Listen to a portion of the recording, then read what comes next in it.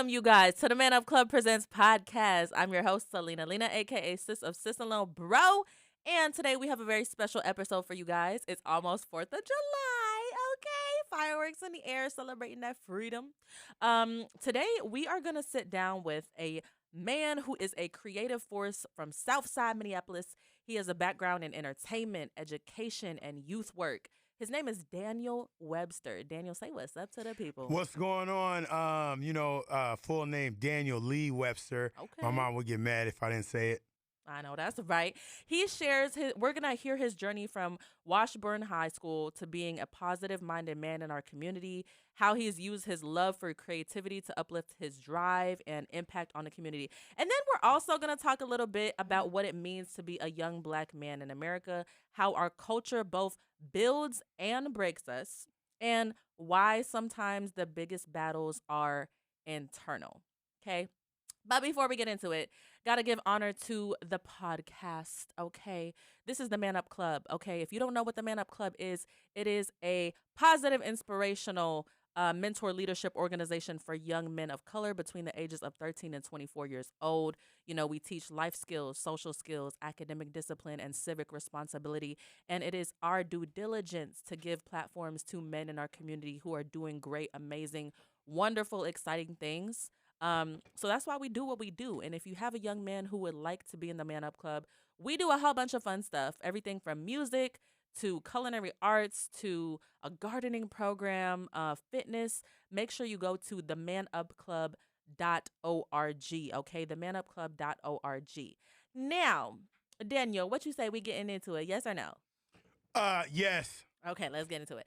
Okay, so I'm gonna call this segment Southside Soundtrack. Roots and rhythm. You know, when it comes to our identity, obviously we have to talk a little bit about where we came from. You know what I'm saying? Because 100%. you start off as a seed and then you grow into a big, beautiful tree. So, first question, what was it like growing up in Southside Minneapolis? Because I grew up in down south, Louisville, Kentucky. Mm-hmm. So I don't know what it was like on the South Side. So tell me a little bit about that. Well, I want to say it was probably one of the greatest places for me to grow up. I was born on 46th and 15th. Hold on, your mama didn't make it to the hospital? No. I'm just saying, that's where it started, originated, and then I was born. You know what I'm saying? They pushed me out at a hospital called Abbott Northwestern on 23rd in Chicago. Okay. What was the vibes there? The vibes were it was a community. It's a middle class area. Okay. We had a park notorious for some of your greatest athletes that you see in and out of the league.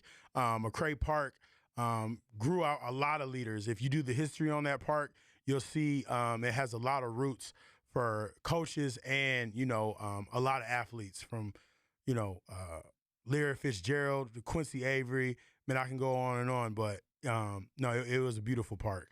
That's really dope. Yep. So did you grow up with a lot of them, having influence over you? Like, were you an athlete growing up? You know what I'm saying? I would say I was. I'm one of 5 brothers, so competition is very heavy. I picked up basketball. I was probably they called me the little Kirby Puckett of T-ball at McCray. I loved. I didn't really start playing football until the 9th grade because a lot of I had a few stepmoms that didn't want me to get hurt. But once I got to play, stepmoms. Oh, absolutely. So when I got to actually play organized football and met some of my best friends in high school, and it was off the chain. But a lot of sports were played under the street lights, you know what I'm saying, in your field, and it was just a community that I'm glad I came from. Yeah, that's super dope. And that's the thing.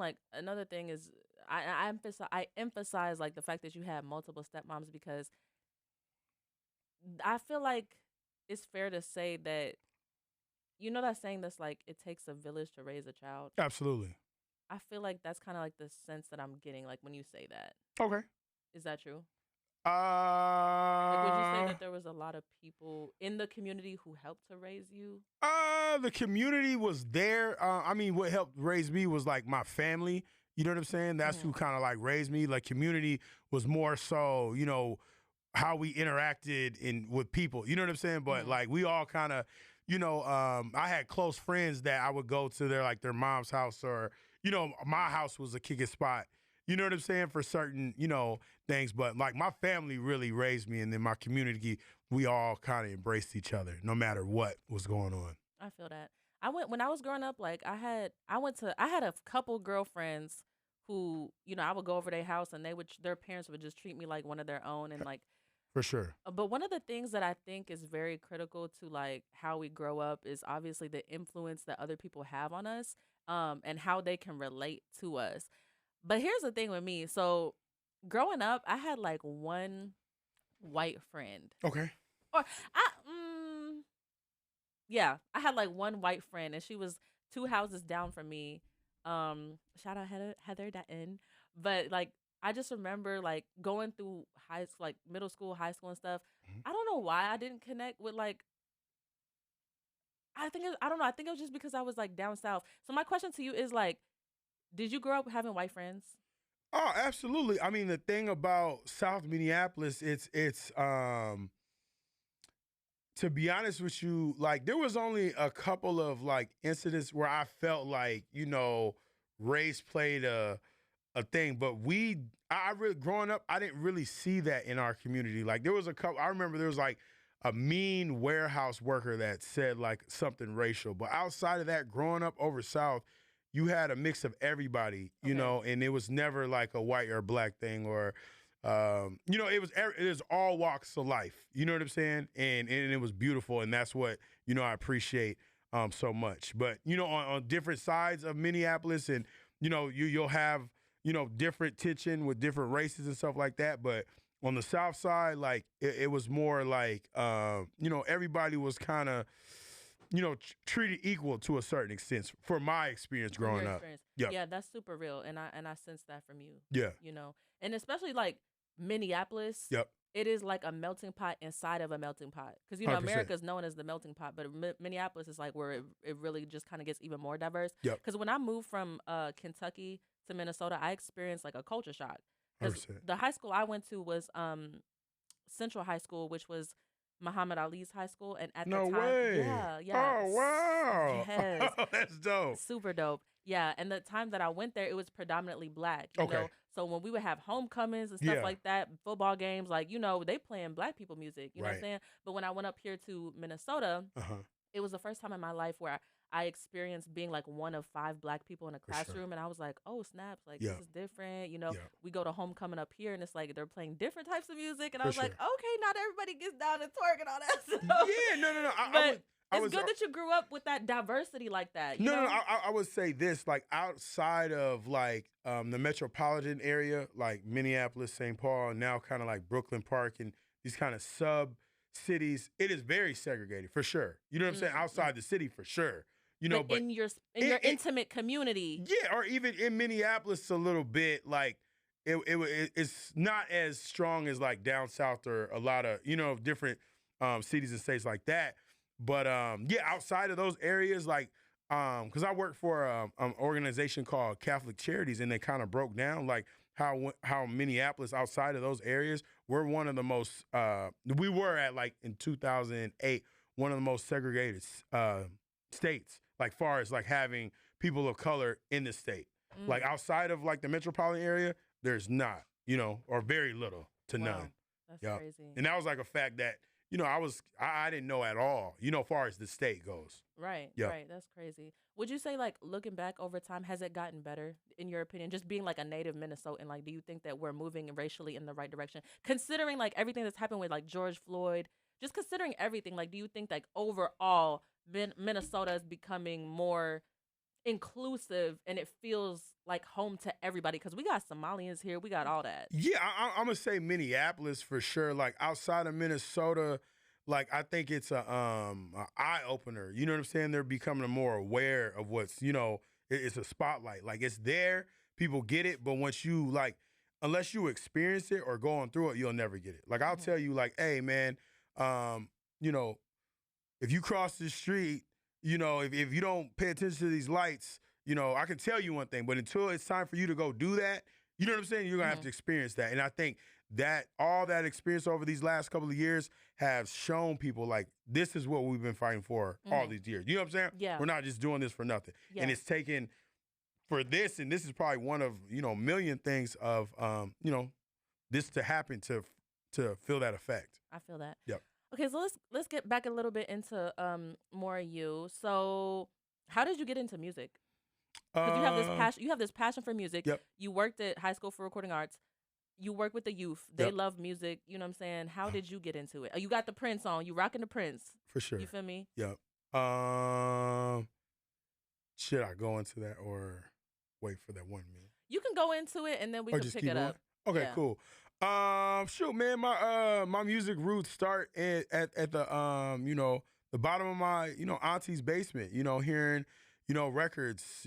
Playing. My dad taking me to Electric Fetus to go get me my own CD was Onyx, and then my uncle riding in his Mitsubishi with the Chronic and listening to Parliament and stuff. That's where my music.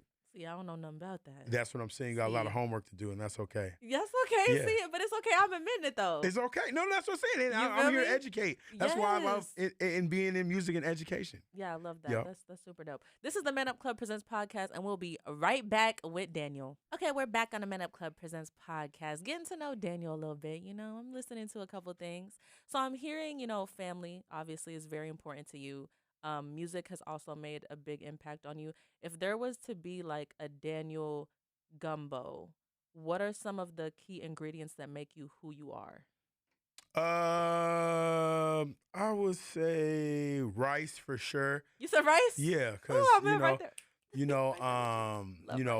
That's probably the first element we would start with because that's my favorite thing. Thai fried rice at that. I don't think that's ever been thrown into a gumbo pot. Oh but I my think gosh. Oh that's my what I would gosh. do.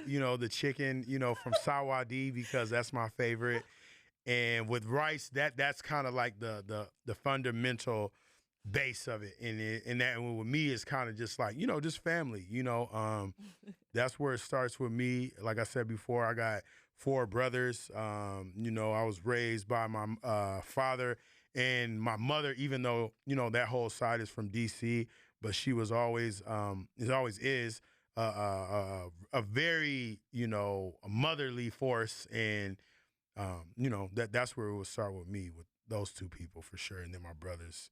And then my extended family. No sisters? No sisters. My father had 5 boys, and I'm the middle guy, so Dang. I'm gonna cause the most trouble. Let's talk about that little family dynamic because I'm also a middle child on my dad's side though, Okay. and I didn't grow up on my dad's side. I actually grew up as the oldest on my mom's side because I come from a blended family. But when it comes to like family dynamics, they say like the middle child is the one that always gets overlooked. And like that's the one that gets forgotten about. Like the oldest one is like the tester child, where they're like the parents are super strict on that child because they first time. The last child is like that last baby can do whatever they want to. They get away with everything. And that middle one, the stereotype is the middle child always gets like overlooked and forgotten about. Was that your case? Did you ever feel like that as a middle child? No, I would say like this. I like to pinpoint on your point. I am my dad's middle child and I'm my mom's youngest, so I'm a baby too. Okay, cool. So you know what I'm saying? So Yeah. I can turn up, and my mom be like, I'm running to my mom. But then for my dad, I'm the middle dude, and no. With that one, I just kind of take it as heave is like I got 2 older brothers to look up to, and then I got 2 brothers that you know what I'm saying that I can show a few things from. But my key is to kind of do what my grandpa always told us, and just keep everybody together is.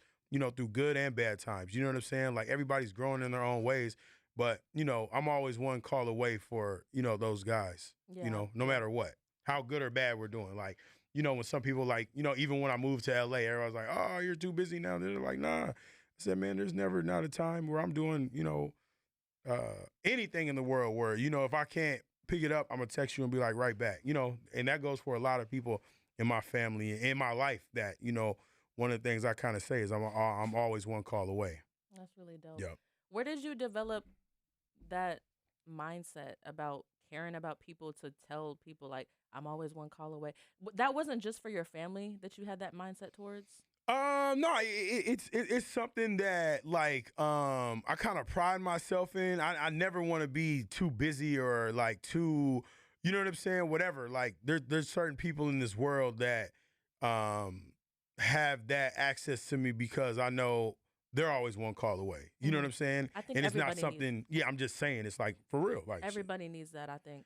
I mean, you can say that, but I don't think everybody can do it per se, or they want to do it. You know what I'm saying? Some people, Mm. shit, you can't call them all the time, or you know what I'm saying, don't need to be called all the time. But it's something that I've grown myself into to be like, I'm always gonna call away if I can. Like right now, if somebody calls me right now, boom, I can't talk to you, but I'm gonna hit you as soon as I get done with this.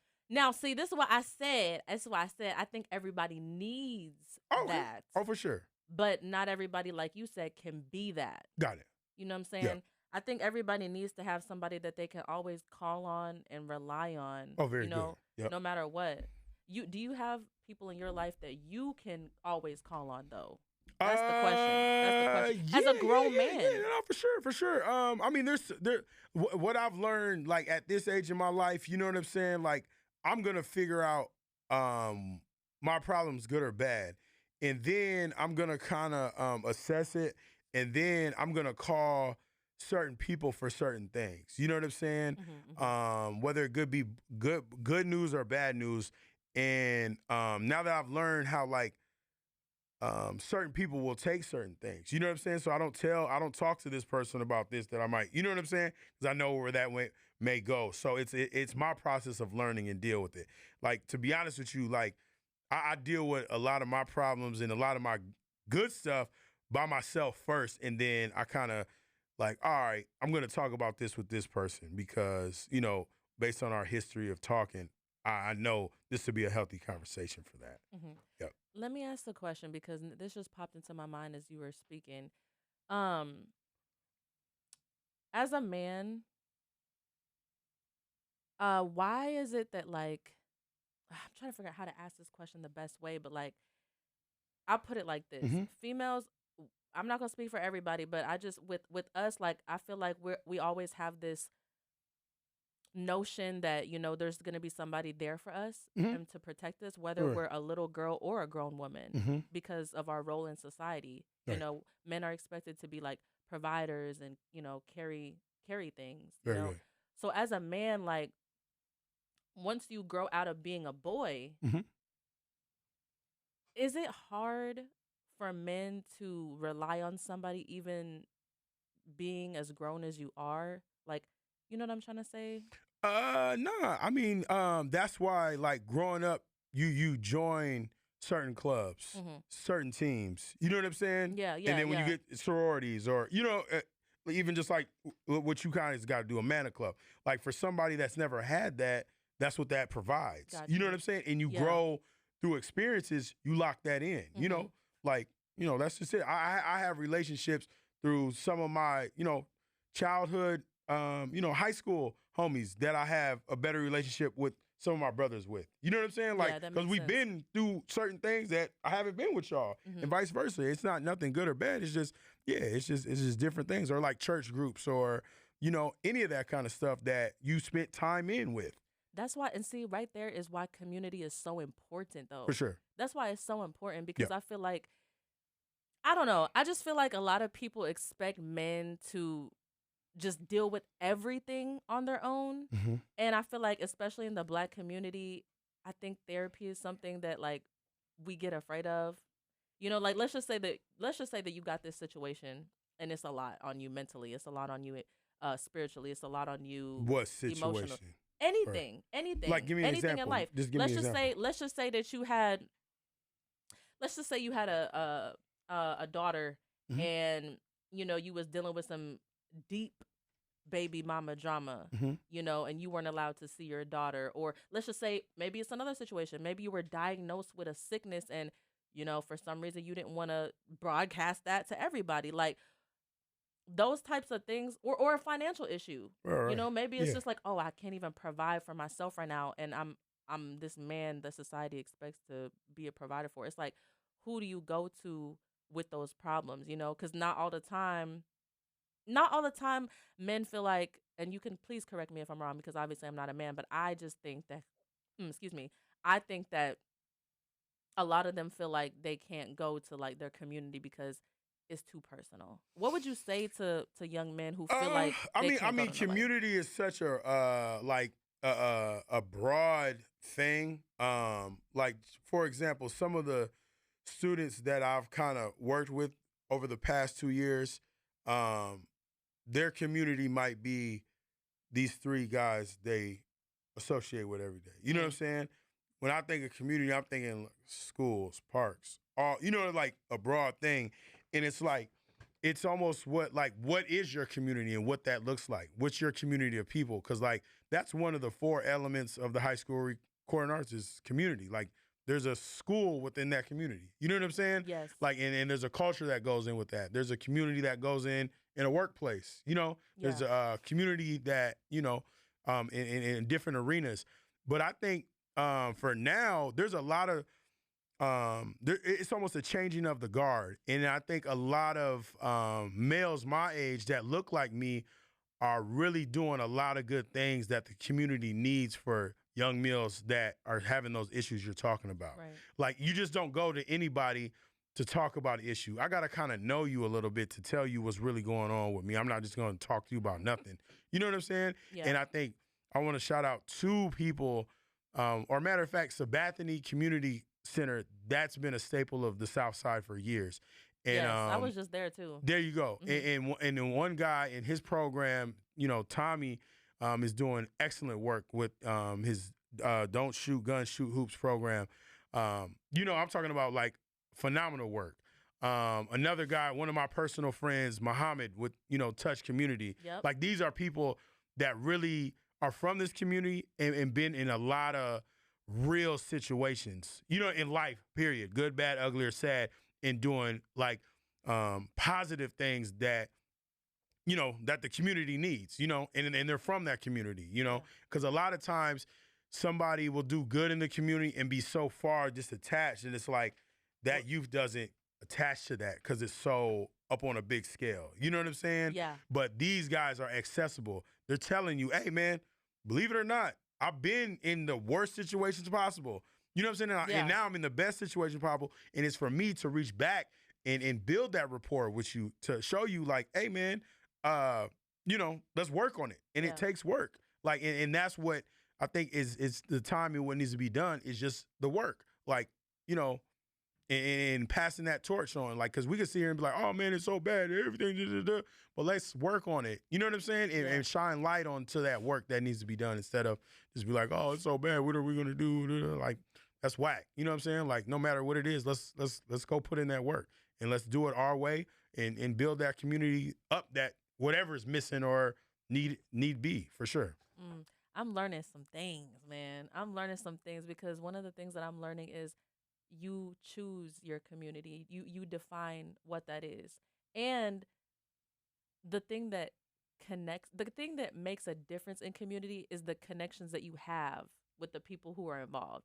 Cuz like you said, I think especially like with the youth today, my generation, people who's coming after me, it's like we're not going to respect nobody who we can't see ourselves in. 100%. You feel me? Yeah. And which also brings me to my next question is like obviously you've worked with a lot of youth and you've been a young black man yourself. So I also wanted to ask like what are the traits and characteristics or situations that you see yourself when it comes to looking at the youth today? We will pick right back up on that next on Holy Culture Radio. We're back on the Man Up Club Presents podcast. Daniel, Yeah. I asked you, Yeah. what do you see in the youth today that you saw in yourself? How can you relate to the ones that's coming up today? How can I relate? Like, okay, I guess what I'm trying to say is like there's a lot of youth workers out here, right? Mm-hmm. There's a lot of them who are in these positions, but for some reason like they feel like they can't really connect. They have the right vision, Mhm. but they're missing that connection. And it's like when I watch you from afar, you just connect so well to these guys. Got it. They look at you and it's like they're rolling with, they big cousin or something. For So sure. what And that's what that's what's missing. Like there's not they're looking for like that older brother that's not there, or like, you know what I'm saying, that somebody that they can trust and, you know, kind of build with. And um like a lot of the I can't speak on a lot of different programs because I haven't been entrenched in what they do or what they don't do. Yeah. But I think the element of anything good is having a true purpose, in the essence of it being, you know, authentic. You know what I'm saying? That's what, like, people, anybody gravitate to it if it's authentic or if it's real. You know what I'm saying? Like, Yeah. you're like, hey man, I'm gonna teach you how to play basketball. Now you can come to this program, you can give me all this money, hey, go dribble. You know what I'm saying? Yeah. Or I could be like, hey man, do this, do this. You can tell what programs really get it in. Yeah. You know, that's just like even in the music. Like, you can, hey, listen to this and be like, hey man, he's spitting. It's some truth. You know, this is that. That's what element it is. That's what it's the, you know, like, it's the raw, authentic, you know, thing. And what's happening with these youths, they're getting hit with so much raw and real at such a rapid rate. You know what I'm saying? Like, there's tools and things that they have that we didn't. You know what I'm saying? So we had to, you know, you just got to keep up with it. You can't look down on them because they're moving faster in a different way. You got to learn that and keep up and keep fresh and keep steady. You know what I'm saying? Or you'll be the old dude like, oh, well, this in my day, we didn't do this. Right. We ain't trying to hear that. You know what I'm saying? Like, our parents didn't want to hear it when their parents, and, you know, this generation is up. Get with the times. That's just what it is. Like, and you got to find a fine balance of it. And then what I'm trying to do, we're not trying, but what I'm doing, what works for me is building those fundamentals. You know what I'm saying? Through whatever it is. You know what I'm saying? Like, hey, let's get back to, you know, the basics of stuff in a cool, fly way, you know? And I think that's what a lot of the youth may or may not be getting. And, you know, and once you have those things, then you can enhance whatever you're doing times 10, you know? Yeah, I laugh because it's like what you're saying is like you either get with it or get lost. Oh, gotcha. Like, you know, because there's a difference between all the generations. You got the old heads, that's why they're called old heads. Okay. You got the old heads who say that stuff about like the generations today and the youth today, or the YNs today. They'll just be like, man, you know, they moving too fast, and I don't know, this music is crazy and stuff like that. And then they start to ostracize themselves from their grandkids. And then, like, when you said get back to the basics, when it comes to connecting the youth today with the old gems of who comes before us, our ancestors, I think one of the key basic things to like establish between the two is storytelling. Because for me, I was born in 1998, and I don't know if it's, you know, it just left with the 1900 kids, but I personally value stories that come from my grandparents. Like, I intentionally ask my grandparents, oh, what was it like for you growing up? Like, you know, what was your experience like? Did you have a boyfriend at, like, you know, 13? Were you allowed to date? And those questions, because I'm so open, they get answered, and my world gets expanded. And I just see like the value, like when you talk about getting back to the basics, it's like me in 2025 as a young woman coming up, like, when my grandparents talk about values of like dating, or, you know, making sure you get your education first, they were so focused on education first. And literally my grandmother, she didn't even get married until 41, you know. And so it's like, it teaches me that even though everybody is moving so many crazy different ways today, it's like, okay, that's the real, like, she moving like a real woman, you know. So I think that what you're saying is definitely key, you know, as far as like,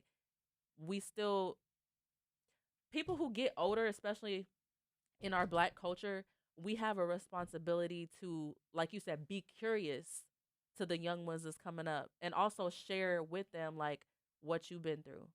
You know what I mean? For sure. Yeah. So like, if you were to give like a name to getting back to the basics, like, what are the basics? Like in culture, you know what I'm saying? Like, what's important in our Black culture? I mean, our culture is so unique. You know what I'm saying? So you can't really, and what I mean by that is just, you know, kind of like morals and principles that, you know, that I was groomed up to, like, you know what I'm saying? Like, hey, like, learn how to look somebody in their eye when they're talking. You know what I'm saying? Handle your business. Go get a job. If you don't know how to do something, go ask. You know what I'm saying? Treating people with respect. And even when you're getting disrespected, you know what I'm saying? Know how to deal with them so you don't look as ignorant as them. You know what I'm saying? And because what I've seen is like for like a lot of, with anything is like the crash out. You know what I'm saying? Yes. Like off of nothing. It's like, hold on.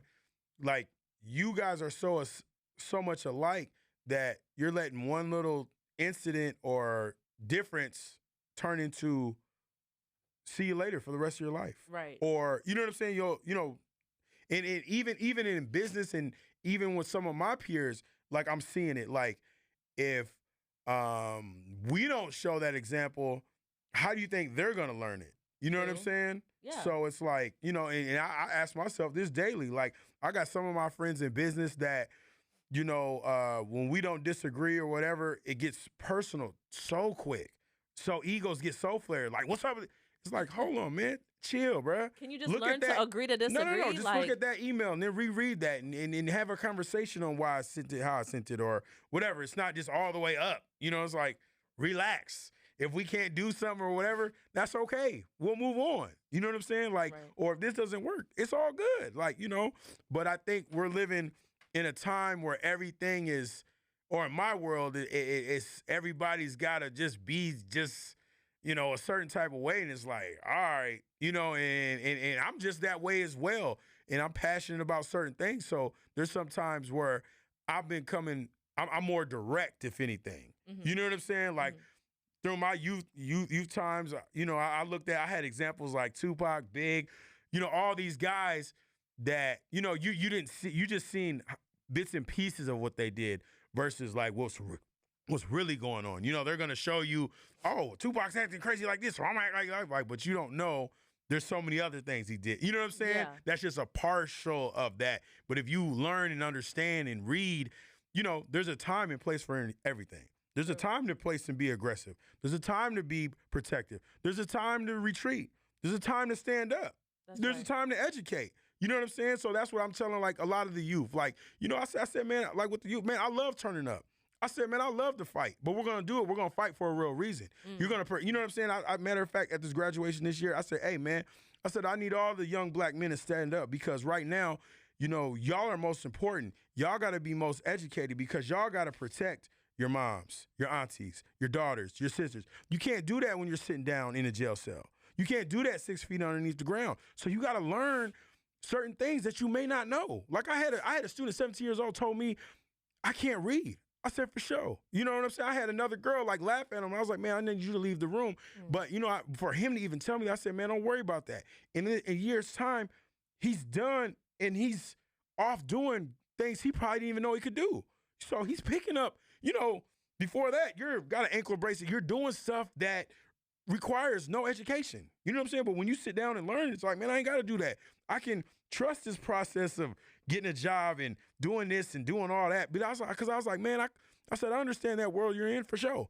But let's learn this world that you don't know. And I promise you, there's longevity in it. You know what I'm saying? Yeah. Versus that. And it's like understanding them both worlds helps with a lot. You know what I'm saying? Yeah. So for sure. That is so real. Yeah. That's so real. And thank you for sharing about that young man. I'm hoping and praying that he continues to like thrive. Oh man, listen, dude's got 2 jobs right now. About to graduate from Summit, or I don't even know how to say it. Summit Academy. Yes, I know Summit. Summit. Yeah, like for sure. Like, man, That's what? Super dope. Yeah, it's up, but it's just finding somebody you kind of connect with that understand, that's not going to judge you, that you're comfortable with on working on this process. Because what he's getting from his peers, like, you can't read, you're dumb, or whatever, like they talk, way off the top. Yeah. So his frustration is like, I'm gonna snap back or draw away from that. So when it's time to do that, but no, I'm gonna direct you to somebody that it's their job and their duty to help you with that. You know what I'm saying? Even though you don't trust them or none of that. Yeah, I got you. Because I said that's the most dangerous thing to do is not be educated or not know how to read. You know what I'm saying? Yes. Like, and that's why I kind of look at it like back in the day, like when it was against the law to read. But now it's like it's cool not to read. Like, no. I know, right? No way. So know. I gotta make, like, bringing back to fundamentals is like getting back to the things that are mandatory for you to have keys in life to proceed. Like, that's a basic thing. Like, Yeah. you know what I'm saying? Let's go to that. Yeah. Like, you can make 100 videos on YouTube, talk all crazy, but like, can you read the ticket you just got? Can you read this contract this company wants you to sign? No, you can't. So let's do that. Right. Yep. That is so, see, that's so real and rich. Like, you just made me think back to when I went to Africa, and it was the one time that I went out of this country. I went to Nairobi, Kenya. Okay. And oh my gosh, I will never forget the trip. It was life-changing. It definitely expanded my world and my mindset, and also made me understand like the privileges that we have here in America and as an American, you know. Very good. You know, because I went to the slums of Nairobi, and I know I said this last podcast, but I'm about to tell you. Oh, for sure.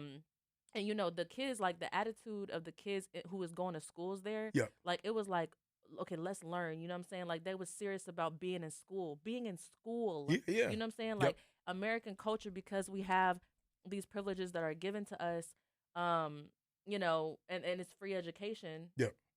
We take it for granted. And you know, I was a substitute teacher for a little bit, so it's like seeing these kids in the inner city, you know, they acting up. You know what I'm saying? They're getting textbooks, and they don't care nothing about them textbooks. They don't care to open up the pages and read, because they're dealing with certain circumstances that don't allow them to focus on that stuff. 100%. So it's, you know, it's like it's kind of a difficult thing to talk about. But what you're saying is real. It's like there was a time, obviously, where it was illegal to read. There was a time where, you know what I'm saying, that's how they confused us and washed us to go in their direction, you know. You take away a person's education and ability to think for themselves, like you have power over them for the rest of their life. So yeah, like I just commend you on being that person that young man could go to, and you didn't, of course you ain't gonna judge him but that he doesn't know how to read at 17 years old, because it's like, no, I'm not gonna make you feel small. You know, it's crazy the amount of power that society has over you to make you feel like you can't do nothing. So thank you for being that person. Oh, you're very welcome. Him. Yeah. All right, this is the Man Up Club Presents podcast, and we'll be right back. Welcome to the Man Up Club Presents podcast on Holy Culture Radio. We've been diving real deep with Daniel. I've been learning a couple things. This is a man all about community. You know, he ain't afraid to speak that truth, because he's been in here spitting that fire, spitting them facts. And you know, we left off on a really good note. So one thing that I'd like to ask you is the system built to teach us or to tame us? I mean, I'ma just kind of just speak on the experience I've had thus far. You know, because that's a very, very deep question, and there's a lot of layers to that. I just say, you know, whatever position you are in any arena, you know, you're gonna have to, you know, fight, because there's a system. Whether you're a doctor, lawyer, education, entertainer, all that. You know what I'm saying? So all I've ever done and will do is just work. You know, there's gonna be good or bad days. There's gonna be, you know, stuff that I don't think is right. You know what I'm saying? So as we go along, I don't want to make no excuses or like why this is bad or this ain't this. None of that. Like, man, we have enough tools. We can do enough history where, like, if something ain't right, go fight for it. And what I mean by that, go put that work in. You know, just like how you said, when you were out of the country, there's people that are looking for water during their day. You know what I'm saying? Yeah. That, like, hey, man, you're worrying about because you don't have a hit single or you don't got a Benz or, you know what I'm saying? Your levels of problems are different at different levels. So, you know, I think, you know, a lot of things that, or where we're at and where I come from is like, man, I have all the things and tools I need to do to go to work. You know what I'm saying? I've been blessed with, you know, a great family, a great community, a great city, a great state, you know what I'm saying? A great nation that where it's like, all right, if something ain't right, let's go put that work in and go make it right. Don't blame nobody no more. You know what I'm saying? Look at, like, every morning I'll jump in the mirror, look at myself. All right, cool. Let's go fix whatever need to be fixed. Let's go change whatever need to be fixed. And from there, you know, you'll fall into your purpose and what you need to go, you know, change that system or change yourself or change whatever that you see wrong or needs more work into. Because, like, one of the things that, you know, I mean, May 25th changed the whole world. 38 Chicago. It's 5 days before my birthday. I can never forget it, never erase it. What I kind of looked at that whole thing, and I just seen it, and I was just kind of just soaking it up at like a sponge. Like me, my dad, and my youngest brother, we went to Minnehaha and seeing the burning the liquor store, everything down, and I'm just kind of observing. Like usually I come from production, like document. I didn't do none of that. I'm just kind of just absorbing it for me. Wow, yeah. You know what I'm saying? Like AutoZone just blow up, man. Hey man, I'm making sure my dad is, running down the street. Man, come on, man. Like I can see there's so much going on. But from what I took from that, and from a lot, and not just George Floyd, but just for all the things that goes on unjust, and not even from, in America, just all over the world, is like, be better. You know what I'm saying? And I told myself my vow is to be better, be a better brother, be a brother friend, and stand up and stand on business and stop making everything so personal. You know what I'm saying? Like really find the right and wrong of a situation and stand on it. If I'm wrong, I'm gonna look at him and be like, all right, I'm wrong. And if something ain't right, cool, it's not right. Move around. You know what I'm saying? Yeah. And that's the best example, because I want to be there for that person in need. And I want to shout out a great friend of mine, Billy Jones. He had a coffee shop on 38th in Chicago, and I got the chance to work with him through that. And I've seen all walks of life come through that place, like all walks of life. That was probably when I walked in that coffee shop and seen what he was doing right there at that time, because during that time he was door dashing and he was on the other side recording what happened.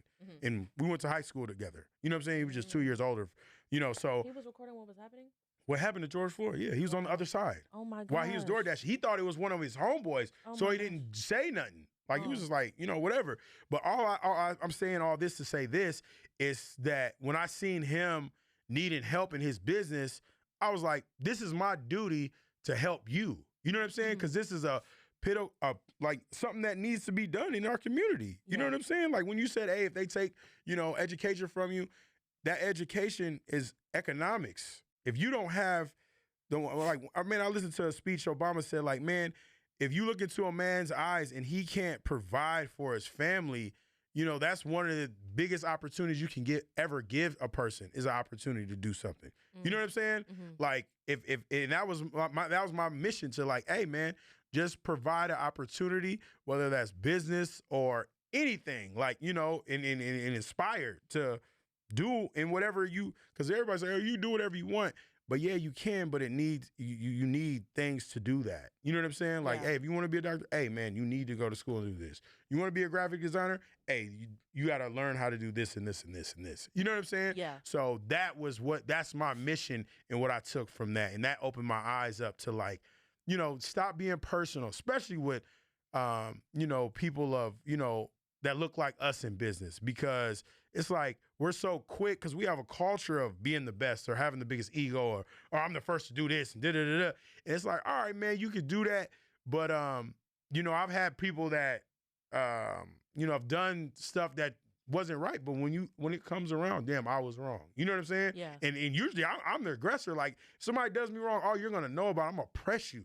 You know what I'm saying? I come from that culture. You know what I'm saying? Like, and I want to say, when I moved to LA in 2010, you know what I'm saying? I'm so glad I'm from Minneapolis, because everything I've learned in Minneapolis prepared me for a big city like that.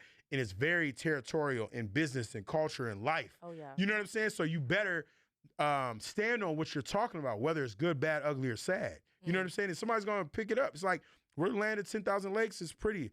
This is the ocean. There's sharks. There's all types of stuff in here. Yeah. So you better be who you say you are in any arena. And and just like in the jungle or whatever, that's a snake right there. Handle a snake. That's a lion right there. You know what I'm saying? You got to deal with that. And you're going to figure out what you are and how you move, Yeah. So, and I'm not, and my thing is like, man, I'm not judging nobody. I meet people where they're at, all walks of life, just like anybody else. And, and really bringing it back to, judging people on their character and how they move and what they move off of, and that's how I even built my community in the things I've done, good, bad, or ugly, or sad. That's real. Yep. Yeah. And that's why everybody takes this quote from Mike. He's just like, if you want to change the world, look in the mirror. Got it. Because yes, you do have there's a lot of people who are divided even within our own community, our own culture.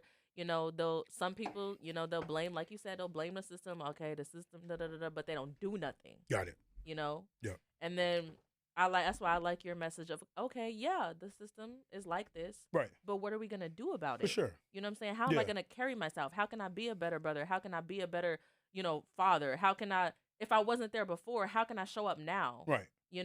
Forget how I used to be. A lot. I feel like, because you're speaking a lot of things, and I know that everything that you're saying is touching somebody, and there's somebody that wants to change.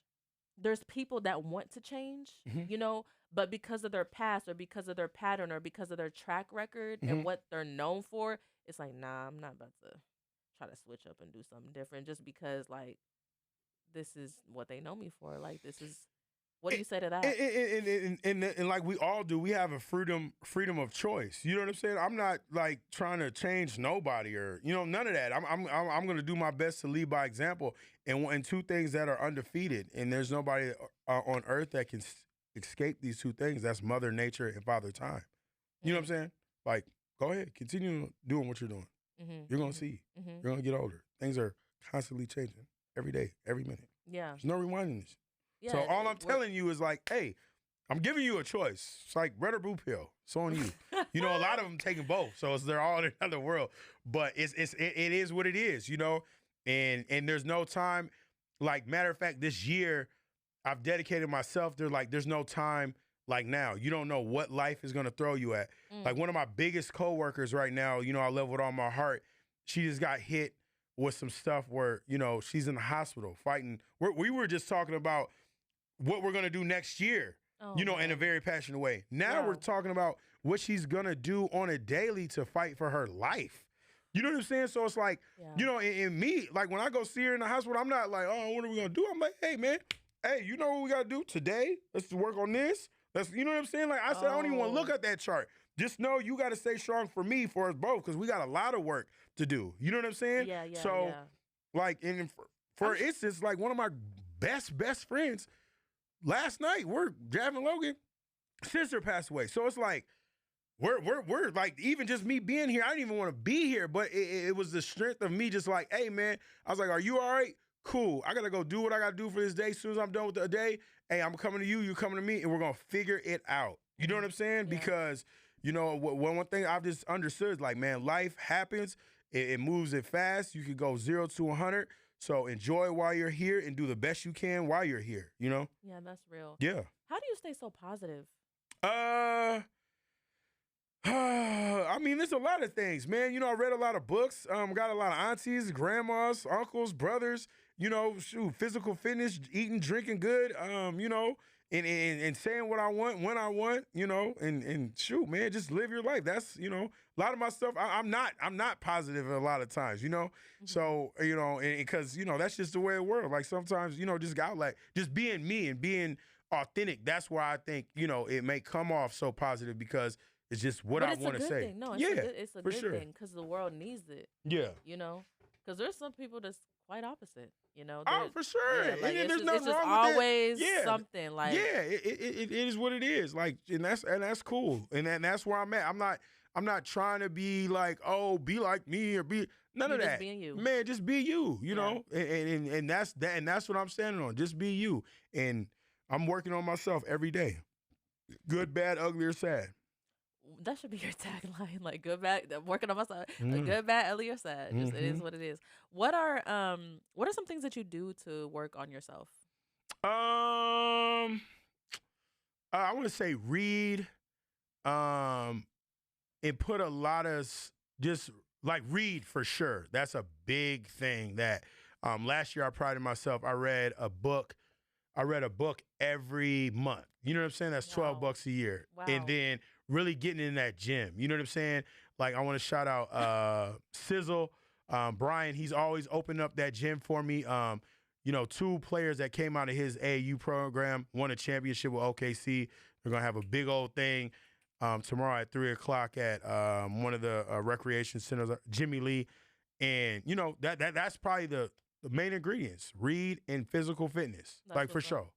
That's what's up. As Yep. you have that big back shirt on. Oh, for sure. And I love to eat, man. You'll find out As soon he has enough. on the big back Absolutely. shirt. Yeah. Shout out Can my they see cousin it? Frico. Oh yeah. Make sure Absolutely. you show it to the My people. back's not big, it's huge. It's only gonna get bigger because 4th of July is coming up. I know that's Get that food ready. 4th of July. Yes. Ooh, I love it. Yeah, that's one of the most things I'm excited about is food. Okay. Well, I don't know.